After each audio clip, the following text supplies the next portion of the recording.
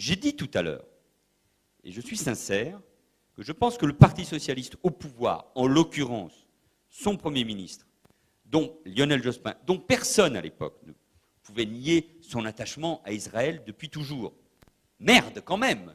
Celui qui s'est pris des pierres en Cisjordanie, à Birzeit, parce qu'il avait traité le Hezbollah d'organisation terroriste, ce qu'aucun autre dirigeant français, y compris ceux d'aujourd'hui, ont fait, quand même, c'est lui.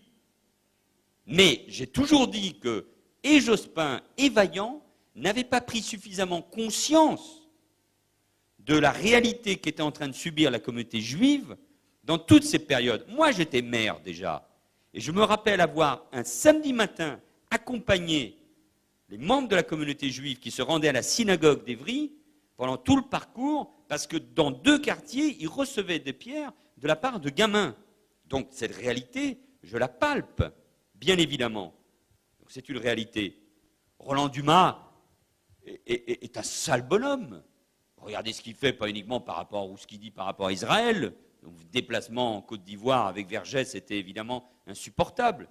Il a été le ministre de François Mitterrand. Qui peut nier ici, je ne suis pas un mitterrandiste, mais que François Mitterrand a eu, vis-à-vis d'Israël, les gestes nécessaires. Il a succédé à un président de la République de droite qui regardait Israël depuis la Jordanie avec des jumelles. Donc la gauche, de ce point de vue-là, cher monsieur, n'a pas non plus de leçons à recevoir. Enfin, info. Oui, et ça a été déshonorant.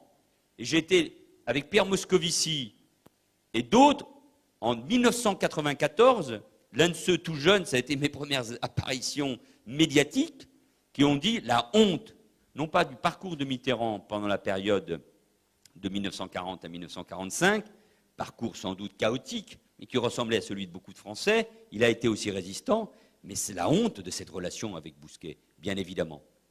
Bien évidemment. Bien évidemment. Et quand vous en parlez avec Badinter et Jacques Attali, ils ont du mal à vous répondre à cela. Alors qu'ils se sont retrouvés, succédant ou précédant un rendez-vous de Mitterrand avec Bousquet. Donc pas de problème là-dessus, cher monsieur, si vous voulez qu'on aille jusqu'au bout du débat. Troisièmement, je me méfie aussi de tout ce qui circule sur Internet et sur Martine Aubry sur ces questions-là. Mais, franchement, le même Nicolas Sarkozy, que beaucoup d'entre vous ont plébiscité en 2007, considérant que c'était le seul ami d'Israël et le protecteur de la communauté juive dans notre pays, c'est le même qui a passé un accord pour créer les conditions de l'islam de France avec l'UOIF.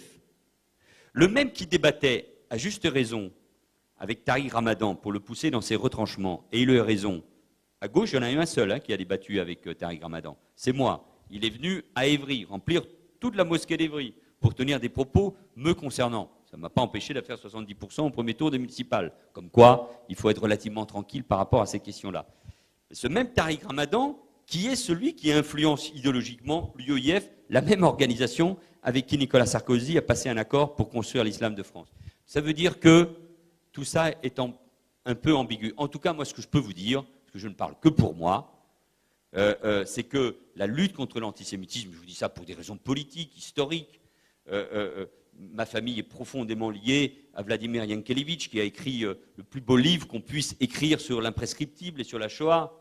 Par ma femme, je suis lié de manière éternelle à la communauté juive et à Israël, quand même. Donc je ne viens pas ici pour recevoir des leçons de brevet de lutte contre l'antisémitisme. Qu'il y ait des ambiguïtés dans la société française, c'est pas ce que je voulais vous dire, mais comme j'ai la parole, je la garde et je manifeste un peu d'habileté. Mais en tout cas, qu'il y ait plus que de l'ambiguïté dans la société française, dans de nombreux cercles, à gauche comme à droite, mais évidemment, c'est pour ça qu'il faut être impitoyable, clair sur ces questions, bien évidemment.